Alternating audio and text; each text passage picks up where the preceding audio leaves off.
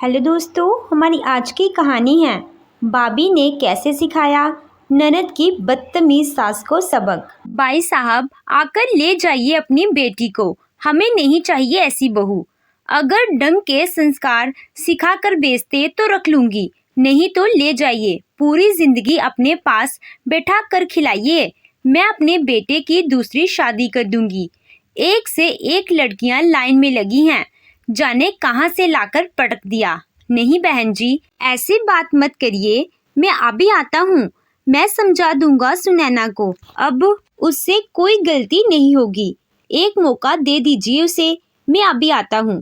कहते हुए फोन रखकर तुरंत ही रघुवर जी अपनी बेटी सुनैना के ससुराल निकल जाते हैं। रघुवीर जी को ऐसे घबराए हुए भागता देख उनकी पत्नी वंदना और बहू अंजलि दोनों ही हैरान हो जाते हैं। वंदना जी पीछे से रघुवीर जी को टोकते हुए बोलती है, कहाँ जा रहे हैं, क्या हो गया, कुछ मुझे भी तो बताइए, मेरी बेटी कैसी है, सुनैना कैसी है।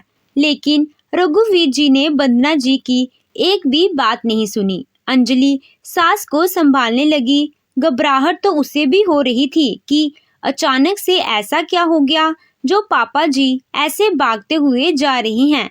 किसी अनहोनी की आशंका से घबराते हुए अंजलि लपकते हुए अपने पति आरव को फोन लगाती है और सारी बात बताकर उसे भी सुनैना के ससुराल जाने के लिए बोलती है।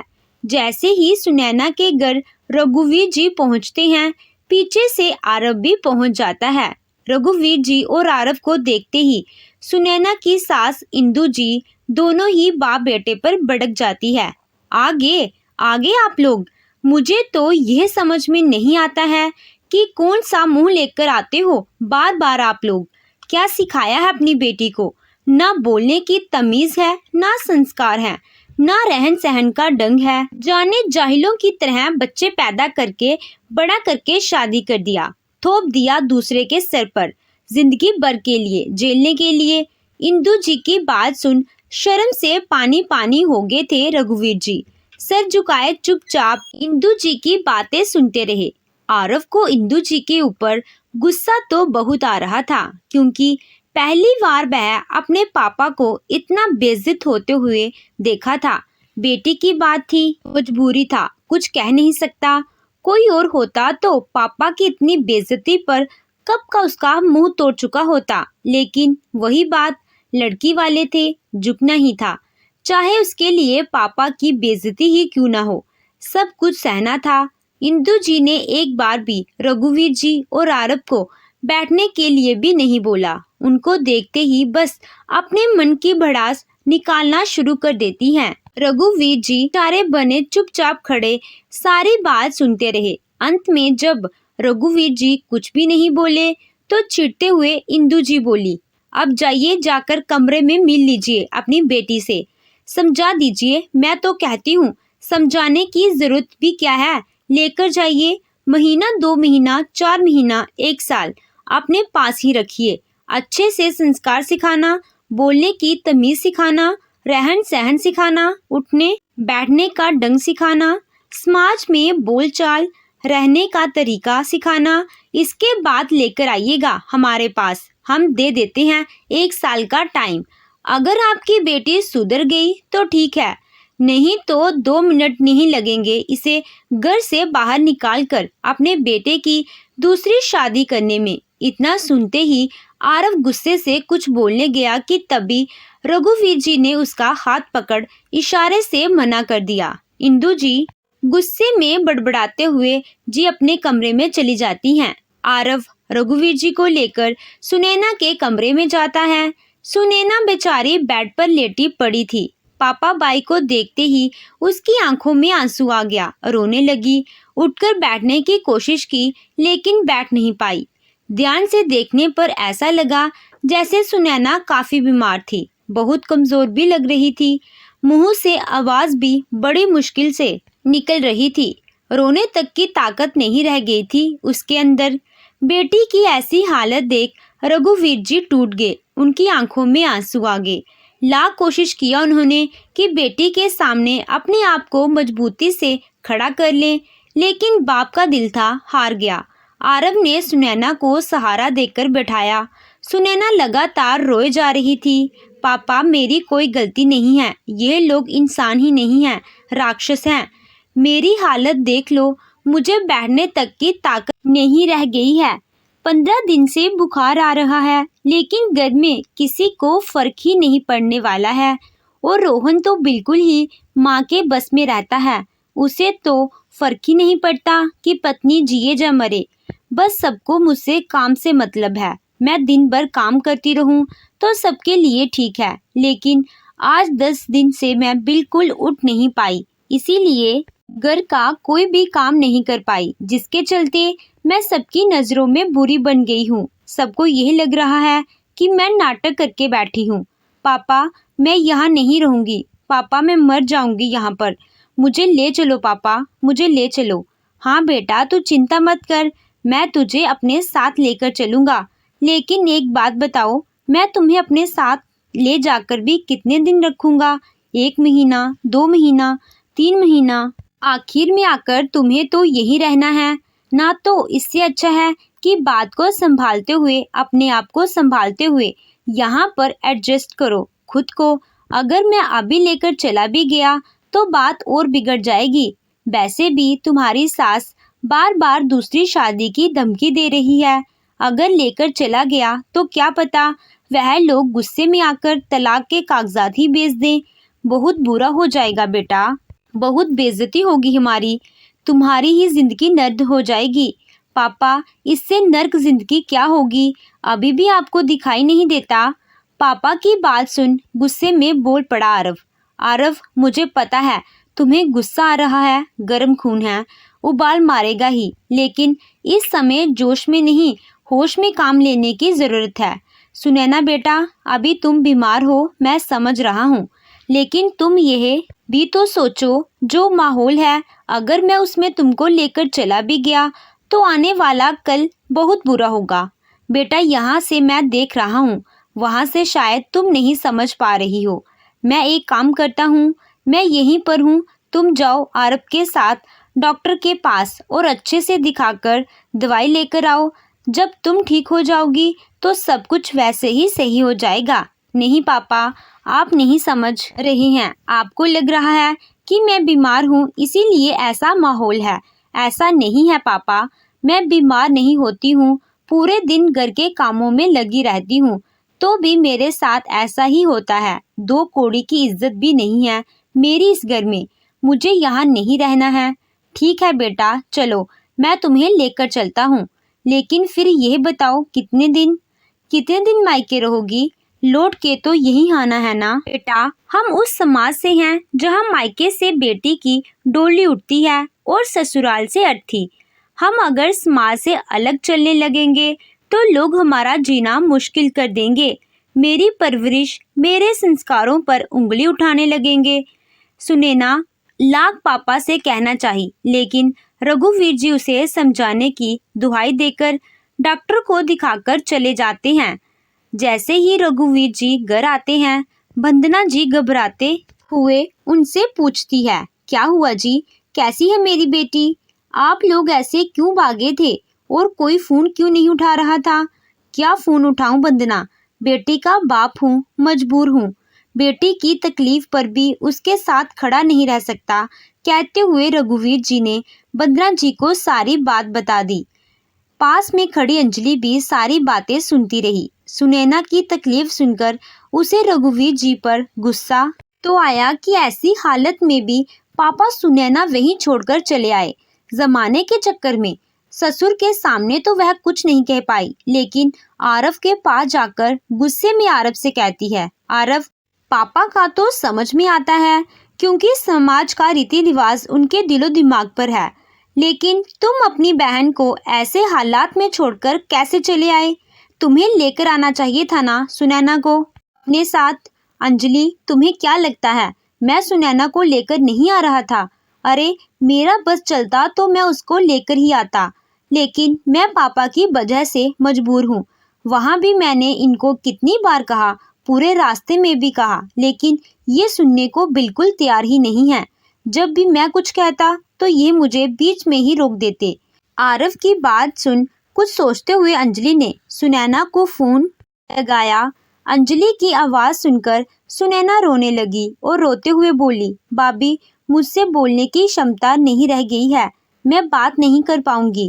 कहते हुए सुनैना ने फ़ोन काट दिया। सुनैना की आवाज़ सुन अंजलि की आंखों में आंसू आ गए। इतनी मरियल सी आवाज़ थी सुनैना की। सुनैना का व्यवहार अंजलि के प्रति बहुत ही अच्छा था। अंजलि को कभी भी अपने ससुराल में किसी से कोई भी तकलीफ नहीं हुई थी, क्योंकि वंदना जी और रघुवीर जी बहुत ही सीधे थे। उन्होंने कभी भी अंजलि को बहू माना ही नहीं, हमेशा बेटी की तरह ही प्यार करते थे। सुनैना भी अंजलि को भाभी का कम और दोस्त वाला रिश्ता ज़्यादा रखती थी। छोटा परिवार था, सुखी था। गड़बड़ बस सुनैना की शादी से ही हो गई। उसका ससुराल अच्छा नहीं मिल पाया। सबका नसीब अंजलि के जैसा तो होता नहीं है। और वैसे भी इंदु जी की बातें सुनते ही रघुवीर जी डर जाते। इंदु जी के मुंह से बार बार दूसरी शादी की बात सुन रघुवीर जी की हालत खराब हो जाती। रघुवीर जी वाकई में बहुत ही सीधे इंसान थे। पुलिस, कोर्ट कचहरी वह सपने में भी जाना नहीं चाहते, जिसके चलते वह इंदु जी की हर बात मानने को तैयार रहते, ताकि उनकी बेटी को तकलीफ ना हो। रघुवीर जी जितना झुकते गए, इंदु जी उन्हें उतना ही झुकाती गई। लेकिन आज अंजलि को अपने ससुर के ऊपर बहुत गुस्सा आया। रघुवीर जी को बिना कुछ बताए अंजलि खुद आरव के साथ जबरदस्ती सुनैना के घर गई और सुनैना को लेकर सीधे अस्पताल गई, जहां डॉक्टर ने सुनैना को एडमिट कर लिया। बहुत ही कमजोर हो गई थी सुनैना। जांच करने पर उसे टाइफाइड और मलेरिया एक साथ निकला। पिछले कुछ दिनों से ढंग से ना खाने पीने की वजह से सुनैना बिल्कुल ही सूख गई थी। बीमारी से लड़ने की उसके अंदर बिल्कुल ही ताकत नहीं थी, जिसके चलते उसे एडमिट होना ही पड़ा। सुनैना को एडमिट करने के बाद अंजलि ने घर पर फोन करके वंदना जी को सारी बातें बता दी। बेटी की हालत सुन वंदना जी रघुवीर जी के साथ भागते हुए अस्पताल गई। सुनैना को इतनी बुरी हालत में देख वंदना जी वहीं रो पड़ी। अंजलि सास को संभालते हुए सारी बातें दोनों को बता दी कि कैसे उसने सुनैना को उसके ससुराल से लेकर आई और उस समय उसके घर पर कोई भी नहीं था। बहू, यह क्या किया तुमने? तुमने तो बात को ही बढ़ा दिया। अब बताओ, इंदु जी को पता चलेगा तो कितना भड़केंगी वह। तुमने तो सब कुछ बर्बाद कर दिया। नहीं पापा जी, मैंने कुछ भी गलत नहीं किया है। मैंने जो किया सही किया। बहू, तुम कब से ऐसी हो गई? तुम लोगों की बात को मुझे भी संभालनी पड़ेगी। कहते हुए तुरंत ही रघुवीर जी इंदु जी और रोहन को फोन करने लगते हैं। इंदु जी ने फोन उठाया और जैसे ही सुना कि सुनैना अस्पताल में भर्ती है, छुट्टे ही उन्होंने बोला, हाँ तो ठीक है भाई साहब, कर लो आप अपने मन की तसल्ली। आप लोग तो वहाँ पर हैं ही, हमारी क्या जरूरत है? माँ बाप से अच्छी देखभाल हम थोड़ी कर पाएंगे। अब अगर ले ही गए हो तो जब पूरी तरह से ठीक हो जाएगी तो लाकर पहुंचा जाना। कहते हुए इंदु जी ने फोन काट दिया। सुनैना 4 दिन एडमिट रही। 4 दिनों में एक बार भी इंदु जी उसे देखने नहीं आई। रोहन आया भी, लेकिन वह भी आते ही सुनैना को सुनाकर चला गया। सुनैना, माना कि तुम्हारी तबीयत खराब है, हम तुम्हारा इलाज नहीं कर रहे थे, जो बाई बाप को बुलाकर चली गई। हमारे समाज में तुमने नाक कटवा दी। क्या सोचेंगे सब लोग कि हम तुम्हारा ध्यान नहीं रखते हैं। एक तो बेचारी सुनैना बीमार थी, ऊपर से पति के ताने की सफाई देने की उसमें हिम्मत नहीं थी। बस आंखों में आंसू लिए रोहन को देखती रह गई। तभी पीछे से अंजलि बोल पड़ी, रोहन जी कि कैसी बातें कर रहे हैं आप? सुनैना आपकी पत्नी है, कम से कम आप तो समझा करिए। आज 15 दिन से वह बीमार है, आपको उसकी हालत दिखाई नहीं दी। जब हम आज इसे लाकर अस्पताल में एडमिट कर दिए तो आप उसे ताने दे रहे हो कि भाई बाप को बुलाकर चली आई। अगर आप पहले ही इसका इलाज करा दिए होते तो हमें जरूरत क्या पड़ती? अंजलि के मुंह से इतना सुनते ही रोहन गुस्से में सुनैना को घूरने लगा। उसे अपनी बड़ी बेइज्जती महसूस हुई। आखिर वह घर का दामाद था। दामाद के आगे कोई अपनी जबान कैसे खोल सकता है? दामाद तो भगवान होते हैं ना। दामाद नाम का घमंड रोहन के अंदर बहुत था। उसे यह था कि ससुराल में उसकी पूजा हो। सब लोग उसके पांव पूजे। उसके सामने बोलने की हिम्मत या कमियां निकालने की हिम्मत तो किसी में भी नहीं होनी चाहिए। लेकिन अंजलि ने तो बोल दिया, जो रोहन के लिए बहुत ही अपमान वाली बात थी। और इसी अपमान के गुस्से में वह तुरंत ही सुनैना को घूरते हुए चला गया। रोहन के जाने के बाद रघुवीर जी ने अंजलि से कहा, बहू थोड़ा कम बोला करो, आजकल तुम बहुत बोलने लगी हो। दामाद है वह इस घर के, पता है ना तुम्हें? हाँ पापा जी पता है, दामाद हैं, भगवान नहीं। वह भी इंसान है, और अगर उन्हें इतनी ही अपनी इज्जत की चिंता होती ना तो बात यहाँ तक आती ही नहीं। फिलहाल 4-5 दिन अस्पताल में रहने के बाद सुनैना को लेकर अंजलि रघुवीर जी घर आ जाते हैं। अंजलि सुनैना की खूब देखभाल करती है। वंदना जी को कभी भी सुनैना के बारे में सोचने की जरूरत ही नहीं पड़ी। अच्छा खान पान और देखभाल और अच्छे माहौल की वजह से सुनैना भी जल्द ठीक हो गई। धीरे धीरे 1 महीना हो गया। 1 महीने में किसी ने भी एक बार फोन करके सुनैना का हाल चाल नहीं पूछा, यहाँ तक कि रोहन भी। रघुवीर जी ही हर दूसरे तीसरे दिन फोन करके सुनैना के ससुराल वालों से हाल चाल पूछ लेते थे।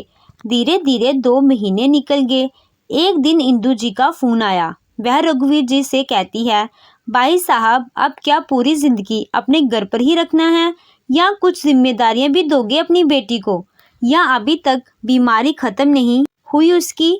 नहीं बहन जी, ऐसी बात नहीं है, सुनैना बिल्कुल ठीक है। आप जब चाहें तब उसे ले जा सकती हैं। ले जा क्या सकते हैं भाई साहब? जैसे लेकर गए थे वैसे ही लाकर पहुंचा दो हमारे यहाँ, कोई खाली नहीं है। फोन स्पीकर पर था। इतना सुनते ही अंजलि ने तुरंत ही फोन लेते हुए कहा, आंटी जी फिलहाल तो सुनैना दीदी अभी पूरी तरह से ठीक नहीं है, और दूसरी बात, भाई आपके घर की बहू है, तो अगर आप ले जाना चाहती हैं तो आप ले जा सकती हैं। सुनैना हमारी बेटी है, इसीलिए उसे हम लेकर आए। लेकिन आप अपनी बहू को अगर ले जाना चाहती हैं तो ले जा सकती हैं। हमारे यहाँ बेटियों को ससुराल में छोड़ने का रिवाज नहीं है। देखो अंजलि, मुझे पता है तुम बहुत तेज हो, लेकिन मुझसे जबान मत लड़ाना। अगर लाकर छोड़ दोगे तो ठीक है, नहीं तो पूरी जिंदगी अपने पास ही रखना। हमें जरूरत नहीं है तो ठीक है आंटी जी, कोई बात नहीं। आपको जरूरत नहीं है ना? हमें तो है। अगर आपको जरूरत है तो आप आकर ले जाइए, हम पहुंचाने से रहे। और दूसरी बात, यह बार बार धमकी देना तो आप बंद ही कर दीजिए। आपको क्या लगता है आपकी धमकियों से हम डर जाएंगे? पापा जी सीधे साधे हैं, आप उन्हें डरा सकती हैं, हमें नहीं। पापा जी पुलिस कोर्ट कचहरी में नहीं पढ़ना चाहते हैं, लेकिन हमारे साथ ऐसा कुछ नहीं है। मेरे भी पापा पुलिस में ही हैं, आपको पता ही होगा। एक बार बस उनसे बात करने की जरूरत है, मुझे तो कहीं जाना भी नहीं पड़ेगा। और रही बात दूसरी शादी की, तो कर लीजिए आप दूसरी शादी, मैं भी देखती हूँ कैसे कर लेंगी आप। इतना आसान होता है दूसरी शादी कर लेना? पहली बार अंजलि ने इंदू जी से बातें की थी। रघुवीर जी लगातार अंजलि को डांटे जा रहे थे। अंजलि फोन लेकर अपने कमरे में भाग जाती है और अंदर से दरवाजा बंद कर खूब इंदू जी को सुनाती है। पुलिस कोर्ट कचहरी सबकी धमकियां देती है और साफ साफ कहती है, आंटी जी अगर आइंदा से सुनैना दीदी की हालत ऐसी हुई या उन्हें कोई भी दुख तकलीफ हुआ तो 2 मिनट नहीं लगेंगे मुझे अपने पापा को सारी बात बताते हुए। और फिर इसके बाद आपकी क्या हालत होगी, आपके बेटे की क्या हालत होगी, आप यह भी समझ लेना। मेरे सास ससुर शरीफ हैं, सीधे साधे हैं, मैं नहीं। मैं पुलिस वाले की बेटी हूँ, सारे नियम कानून मुझे भी पता है। एक फोन घुमाने की जरूरत है। अब आप डिसाइड कर लो कि आपको अपनी बहू को घर ले जाना है या आप लोगों को जेल जाना है। अंजलि ने फोन काट दिया। पहली बार इंदू जी का मुंह देखते हुए बना था। पहली बार उनके चेहरे पर डर आया था। जब यह बोलने में ही इतनी तेज है, जब यह नॉर्मल समझाने में ऐसी बातें बोल रही है, तो जाने गुस्से में क्या कर बैठे। वैसे भी इसका बाप पुलिस में है, ये लोग तो कुछ भी करवा सकते हैं। सच में मुझे जेल भेज दिया तो, मेरे बेटे को भेज दिया तो, मुझे तो लगा कि रघुवीर जी और वंदना जी की तरह यह भी सीधी सादी निकलेगी, लेकिन यह तो बड़ी तेज निकली। बात बात पर पुलिस की धमकी दे रही है, पुलिस वाले की बेटी है, इसे तो सच में सारे कानून पता होंगे। उसके बहकावे में आकर अगर सच में इसका बाप मेरे घर आ गया तो आगे का सोच डर गई इंदू जी और तुरंत ही फोन करके रघुवीर जी को बड़े ही नॉर्मल भाषा में कहती हैं, भाई साहब 2 दिन बाद मैं किसी को भेजती हूँ सुनैना को लेने के लिए, आप उसके आने की तैयारी कर दीजिए और आप लोग चिंता मत करिए, यहाँ पर उसे किसी चीज़ की तकलीफ नहीं होगी, दुख नहीं होगा, यहाँ पर हम सब उसका अच्छे से ख्याल रखेंगे। पहली बार सुनैना जी के मुंह से इतनी प्यार भरी बातें सुन रघुवीर जी की आंखों में आंसू आ गए। खुशी से उन्होंने वंदना जी की ओर देखा, सबके चेहरे पर मुस्कुराहट थी, लेकिन अंजलि की मुस्कुराहट कुछ अलग ही थी, क्योंकि पता तो उसे ही था कि अचानक से कुत्ते की दुम सीधी कैसे हुई है। वह इंदू जी की हालत सोचकर ही मुस्कुरा रही थी। अब उसे पूरा यकीन था इंदू जी कभी भी अब सुनैना के साथ कोई भी उल्टी सीधी हरकत नहीं करेंगी। तो दोस्तों, आपको ये कहानी कैसी लगी कमेंट करके ज़रूर बताइएगा। कहानी अच्छी लगी हो तो वीडियो को लाइक कीजिएगा, चैनल पे नए हो तो चैनल को सब्सक्राइब कीजिएगा। Thank you.